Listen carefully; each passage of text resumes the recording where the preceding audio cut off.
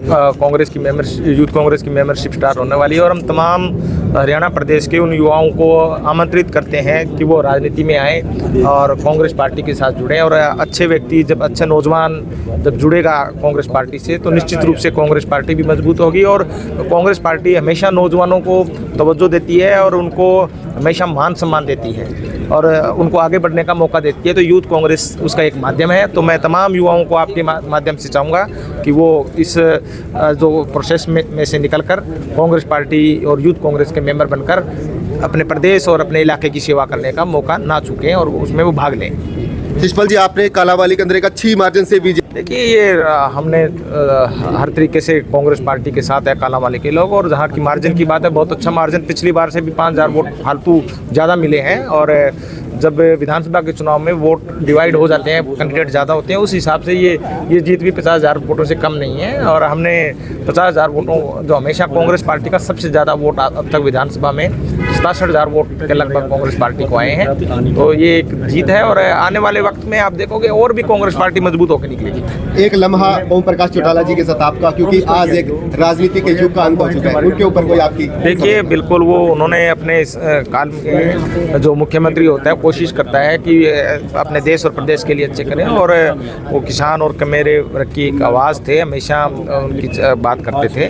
तो आज हम उनको सहानुभूति देते हैं, श्रद्धांजलि देते हैं और एक युग का अंत हुआ है और आज तो सिर्फ उनके लिए श्रद्धांजलि बनती है। खुद भी एक कांग्रेस के कार्यकर्ता है। पुराने समय में तो कांग्रेस एक ही थी, जो देवीलाल जी के समय में सब एक साथ थे, लेकिन उसके पश्चात अलग रास्ता हुआ। उन्होंने अपनी एक छाप छोड़ी, मुख्यमंत्री बने, लोगों के साथ जुड़े रहे, अंत तक जुड़े रहे, हमेशा लोगों के बीच में रहना पसंद किया, किसानों की आवाज़ बने, लोगों की, आम नागरिक की आवाज़ बने। और कभी भी उन्होंने, आप ये समझो कि ऐसे बात नहीं की कि अब संन्यास ले लिया, लोगों के साथ ही रहना पसंद किया।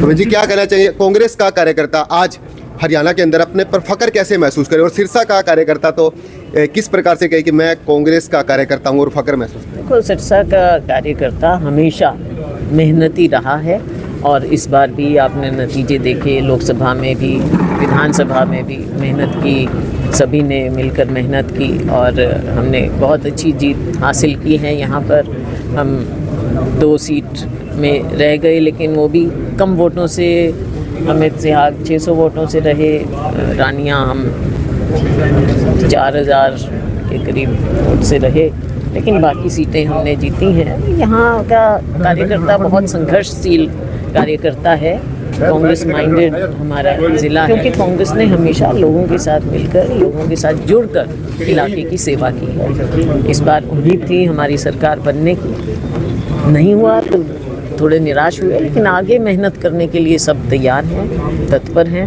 और आज एक जो मुद्दा है, जिस तरह से बाबा साहेब का अपमान किया गया है भारतीय जनता पार्टी द्वारा, गृह मंत्री द्वारा, आज देश के कोने कोने में ये बात फैल गई है। और यहाँ भी हमने कार्यकर्ताओं से बात की कि लोगों को ये बहुत महसूस हो रहा है, ना केवल दलित वर्ग को, पिछड़े वर्ग को, लेकिन हर एक नागरिक को महसूस हो रहा है कि भाजपा, जो हमारे संविधान के रचयिता, मुख्य रचयिता डॉक्टर बाबा साहेब अम्बेडकर की इज़्ज़त नहीं कर सकती, तो ये आम नागरिक की इज़्ज़त कैसे करेंगे? इनका लोकतंत्र में विश्वास ही नहीं है।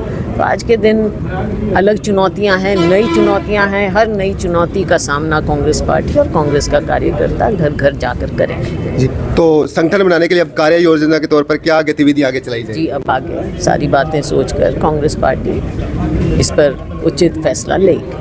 बहुत बहुत धन्यवाद। तो नगर निकाय के चुनाव, नगर निकाय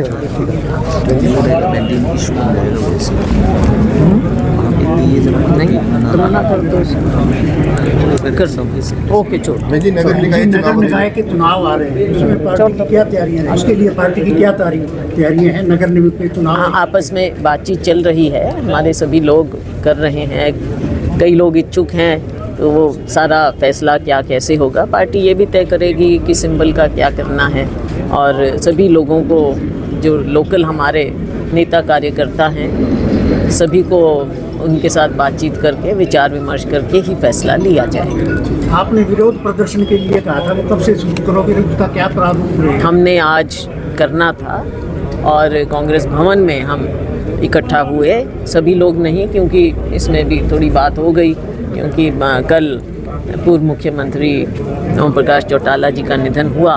तो हमारा जो कार्यक्रम था आज विरोध प्रदर्शन का, हमने मार्च निकालना था यहाँ से, कांग्रेस भवन से लेकर बाबा साहेब के स्टैचू तक जाना था। सभी कार्यकर्ताओं ने, हमारी तख्तियाँ भी तैयार थी, सब कुछ था, लेकिन इस कारण से, क्योंकि एक आदर होना चाहिए एक बड़े नेता का, जो कि हरियाणा के और सिरसा के खास तौर से ज़मीन के बेटे हैं, तो उनकी ओर आदर दिखाते हुए हमने ये प्रोग्राम अपना कैंसिल किया और यहीं कांग्रेस भवन में मुद्दे के बारे में अपने कार्यकर्ताओं को हमने बता दिया। हमने 2 मिनट का मौन भी रखा उनके आदर में, उनकी याद में। अब इसके आगे भी और प्रदर्शन होंगे? जी बिल्कुल, कांग्रेस पार्टी इस मुद्दे को घर घर तक, हर ब्लॉक तक, लोगों तक लेकर जाएगी। प्रोग्राम का प्रारूप तैयार किया जा रहा है और वो जल्द ही आ जाएगा। ये गाँव में सारे सब जगह हमने लोगों तक पहुंचाना है संदेश।